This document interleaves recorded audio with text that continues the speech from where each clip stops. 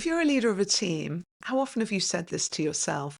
I know I should be coaching my team more. I just don't have the time. I hear it almost every week in my one on one coaching sessions, and especially when I'm running coaching sprints with leadership teams. It comes up every time. And I can completely understand why, because your diary is full, your to do list never ends, and adding something else in, especially if it's new, feels, just a bit too much. But here's the thing. This isn't actually a time problem. And today I want to show you why. Because once you see it, it not only changes how you use coaching in your role, it changes how impactful you are as a leader.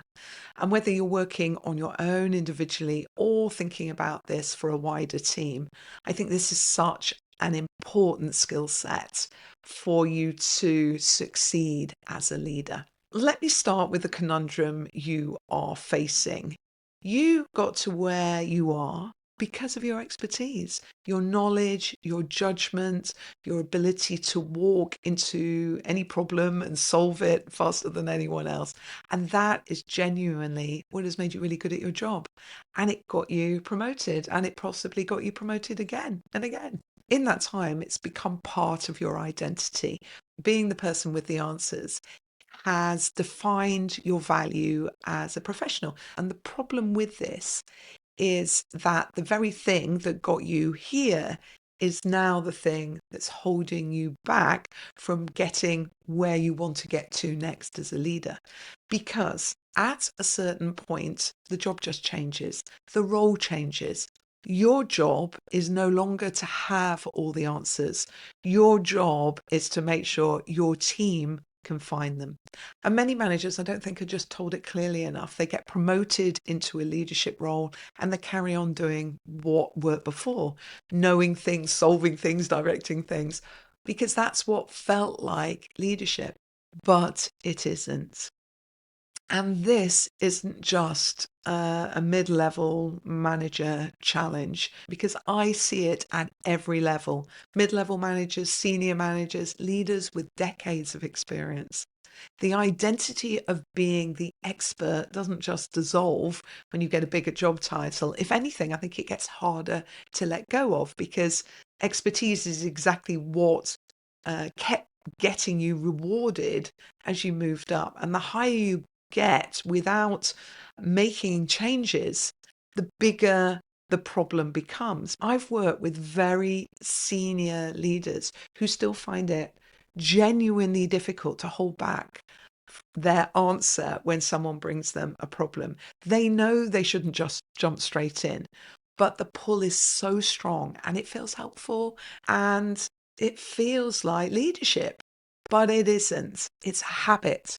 And the good news is habits can be changed. When I run coaching sprints with leadership teams, it's typically a 6 to 8 week program.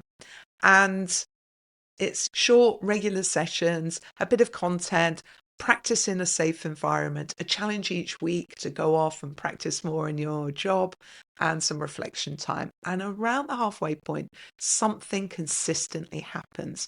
People start telling me they're holding back more, they're asking more questions, that they notice it in themselves. And they'll say things like, "Oh, I caught myself about to tell someone exactly what to do, and I stopped and I asked a question instead." And I always think this is absolutely brilliant, because this halfway point is not a coincidence. It is evidence of a rewiring, because this is a communication habit, and you don't change communication habits overnight. You become aware at first, and then you try a different approach, and sometimes it works and sometimes it feels awkward.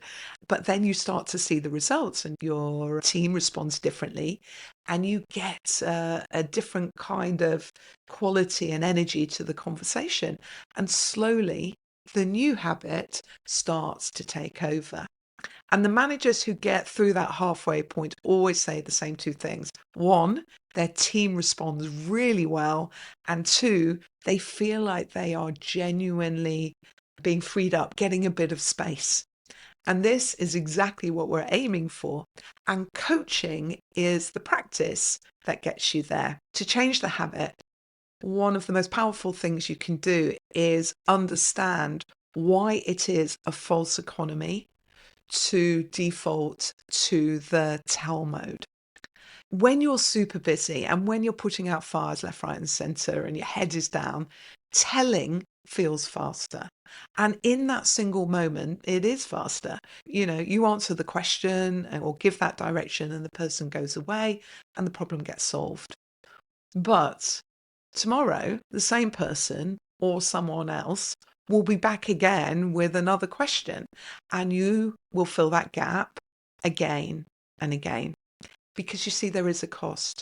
You never build the capability in your team. That would eventually mean they don't need to come to you so often. And you never get the strategic thinking time, have the bigger conversations you need to have, build those senior relationships. In other words, the high value work that only you as the leader can actually do. Coaching is what creates the time. And that's why I call it a false economy. It feels like a shortcut, but it keeps you permanently stuck in the same reactive loop.